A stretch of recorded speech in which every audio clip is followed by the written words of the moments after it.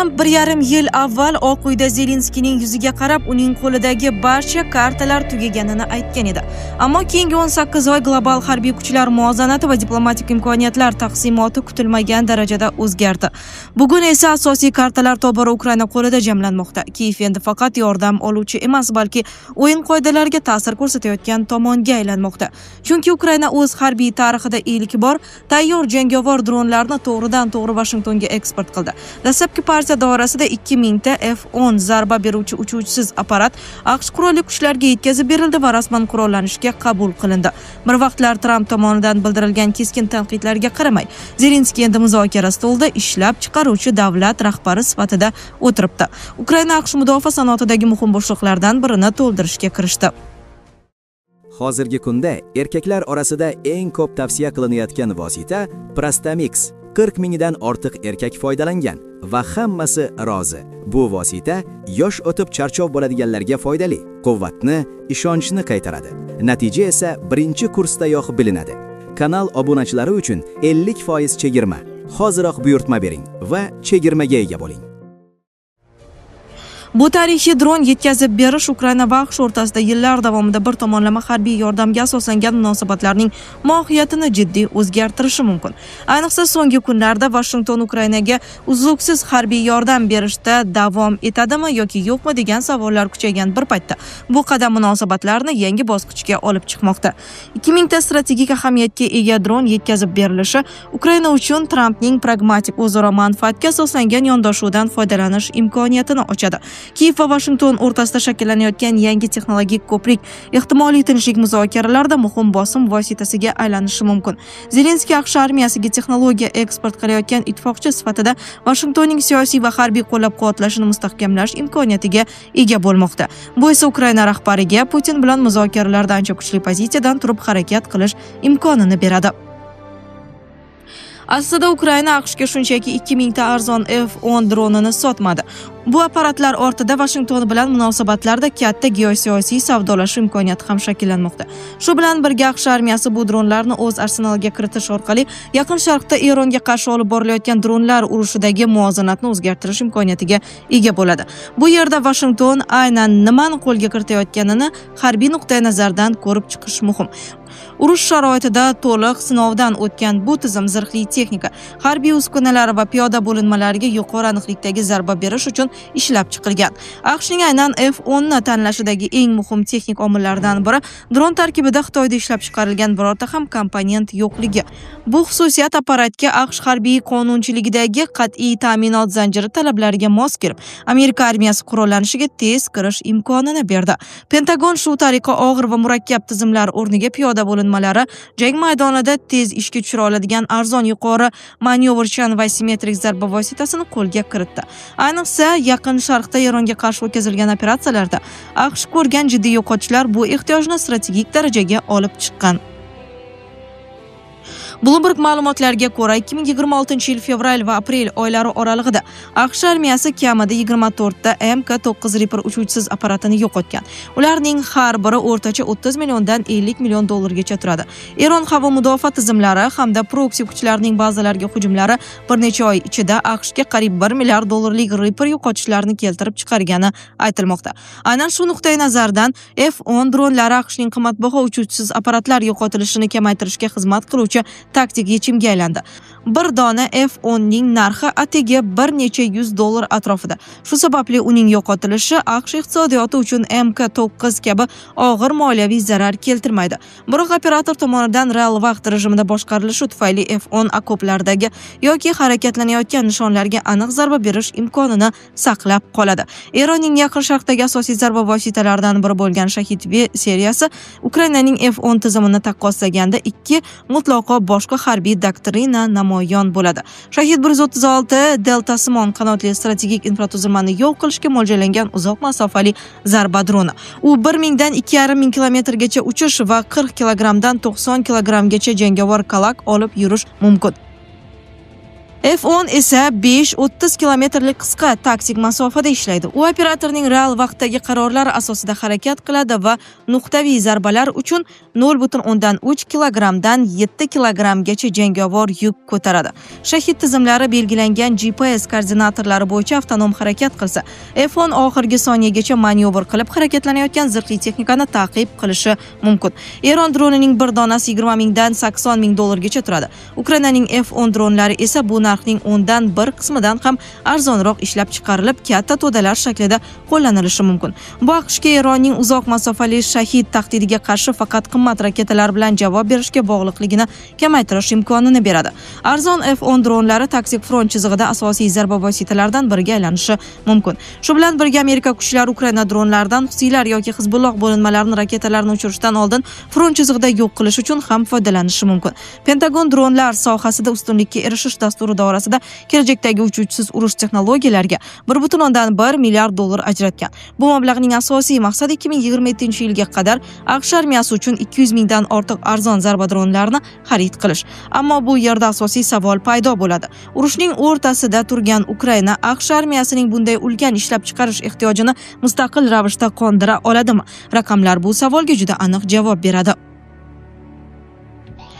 Ukraina mudofaa sanoati 2026-yilda 6-7 millionta zarba droni ishlab chiqarish maqsadi sari jadal harakat qilmoqda. AQSh mudofaa sanoati 0 dan boshlab 200 mingta dron ishlab chiqarish darajasiga chiqishi uchun yillar talab etilishi mumkin. Kiev esa bir oyning o'zida 500 millionta dron ishlab chiqarish imkonini beruvchi harbiy sanoat salohiyatini shakllantirib ulgurdi. Bunga F10 ishlab chiqaruvchisi F-Drones kompaniyasining AQShning Agaya shtatida 18.4 million dollarlik yangi zavod qurish rejasi ham qo'shilmoqda. Bu ishlab chiqarish surati Ukraina AQShning dronlarga bo'lgan ulkan talabini yetarli darajada ta'minlay olishini ko'rsatadi.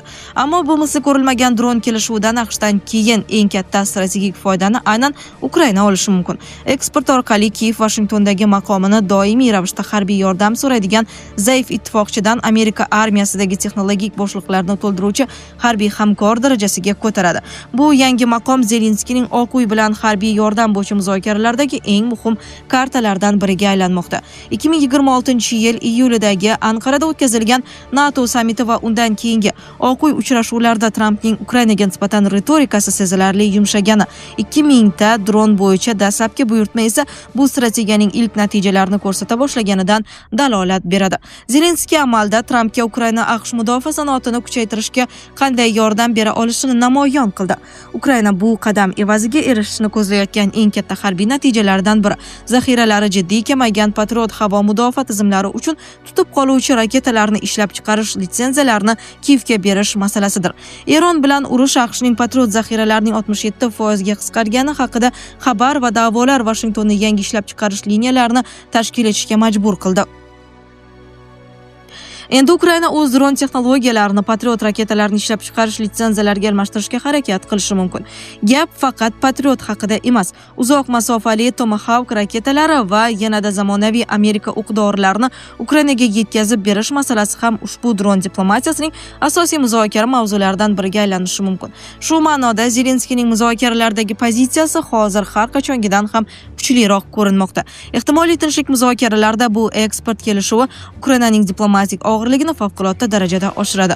Vladimir Putin yillar davomida ilgari surib kelgan Ukraina mustaqil tura olmaydigan davlat va G'arb ertami kechmi uni tashlab qo'yadi degan tezis endi jiddiy zarba olmoqda. Zelenskiy muzokara stoliga o'tirganda uning ortida faqat moliyaviy yordam beruvchi AQSh emas, balki Ukraina harbiy texnologiyalaridan tobora ko'proq foydalanayotgan Amerika armiyasi ham turishi mumkin.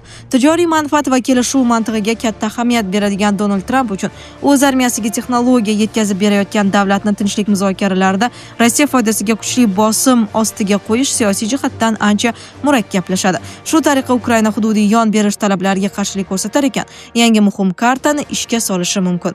Agar Ukraina qurbon qilinsa, AQSh armiyasining uchuvchisiz tizimlar sohasidagi texnologik o'zgarishlar ham jiddiy zarba olishi mumkin. Bu dron kelishuvi Kiev-Washington munosabatlarida yuzaga kelgan diplomatik silkinish Rossiyaga yetib bordi. Shu paytgacha Rossiya razvedkasi va Kreml strateglari AQShda hokimiyat almashishi bilan Ukrainaga qurol yetkazib berish oqimi keskin to'xtadi degan ssenariyga umid bog'lab kelgan. Biroq Ukraina tashqi ishlar va mudofaa vazirliklari dron kelishuvi doirasida yaratgan yangi qonuniy va shaffof eksport mexanizmi bu munosabatlarni siyosiy kayfiyatga bog'liq holatda chiqarib, institutsional asosga o'tkazdi. Endi Washingtondagi siyosiy vaziyat qanday bo'lishidan qat'iy nazar AQSh mudofaa kompaniyalari va Pentagon ukrainalik ishlab chiqaruvchilar bilan to'g'ridan-to'g'ri tijoriy va harbiy shartnomalar tuzish imkoniyatiga ega. Rossiya uchun bu jiddiy strategik muammoni anglatadi. Chunki AQShning ulkan harbiy byudjeti endi Ukraina urush iqtisodiyotini bevosita moliyalashtiruvchi manbalardan biriga aylanishi mumkin. Rossiya armiyasi qarshisida endi faqat g'arbdan tayyor qurol olib jang qilinayotgan armiya emas, balki urush davom etayotgan bir paytda AQShga texnologiya sotib tushayotgan mablag'lar hisobiga har oy o'z ishlab chiqarish quvvatini kengaytirayotgan yirik harbiy sanoat mashinasi shakllanmoqda.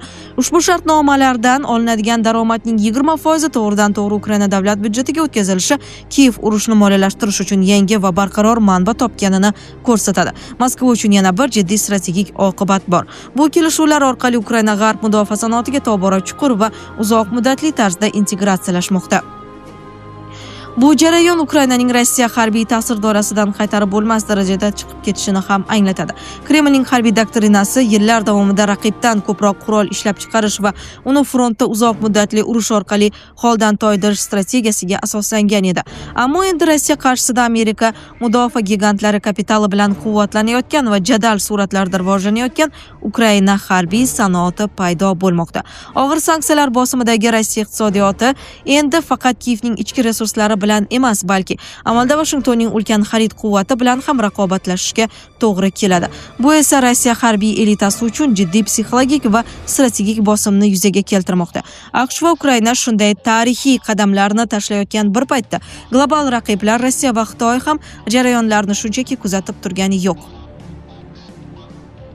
Rossiya 2026-yildan boshlab Ukrainaning FPV dronlar sohasidagi ustunligini yo'qqa chiqarish maqsadida keng ko'lamli sanoat safarbarligini e'lon qildi. Kremlning ishlab chiqarish rejalari ham Ukraina kabi 2026-yil oxiriga qadar frontga 7 milliondan ortiq FPV dron yetkazib berishni ko'zda tutadi. Rossiya faqat dronlar sonini oshirish bilan cheklanmayapti, yangi texnologik yechimlar ham joriy qilinmoqda.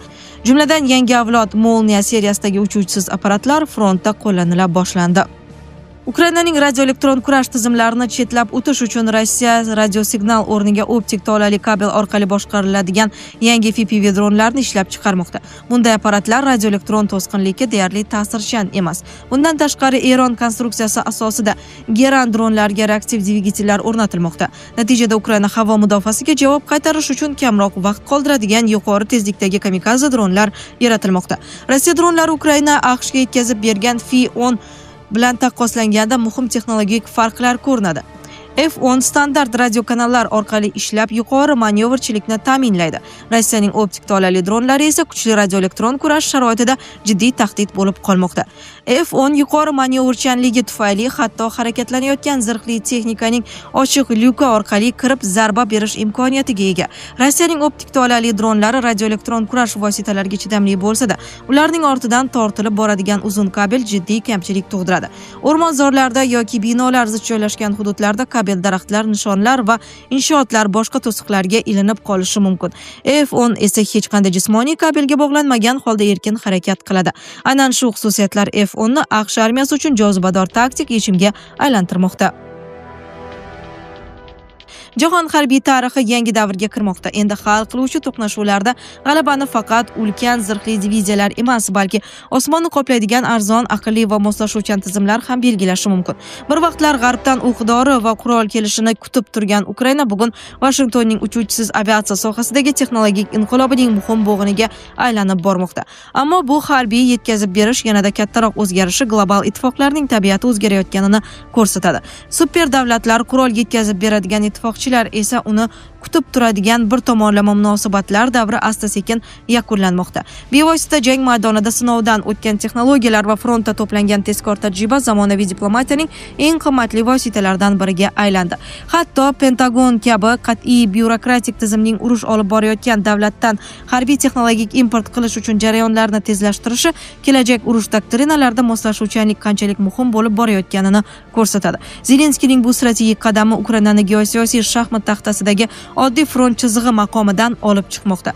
Ukraina endi global xavfsizlik jarayonlariga ta'sir ko'rsatadigan harbiy texnologiya eksport qiladigan va super davlatlarning mudofaa ta'minot zanjirlariga uzoq muddatli integratsiyalashayotgan ishtirokchiga aylanmoqda. Washington Kiyev yo'nalishidagi bu harbiy evolyutsiya va an'anaviy yondashuvlarni o'zgartirayotgan texnologiya almashinuvi kelajak uchun bir qator muhim savollarni yuzaga chiqaradi. Birinchisi, AQSh armiyasining Ukrainadan harbiy texnologiya import qila boshlashi Yevropadagi boshqa NATO davlatlarini ham mudofaa xaridlarini bevosita Kiyev tomon yo'naltirishga undaydimi? Ikkinchisi, jang maydonidagi bu jadal texnologik taraqqiyot kelajakda ehtimoliy tinchlik muzokaralarida davlatlarning siyosiy va harbiy og'irligini an'anaviy qurollar emas, balki yangi avlod avtonom tizimlari belgilaydigan davrni boshlab beradimi? Sizlarga yetkazmoqchi bo'lganlarimiz shulardan iborat edi. Dunyo yangiliklaridan uzoqlashmang.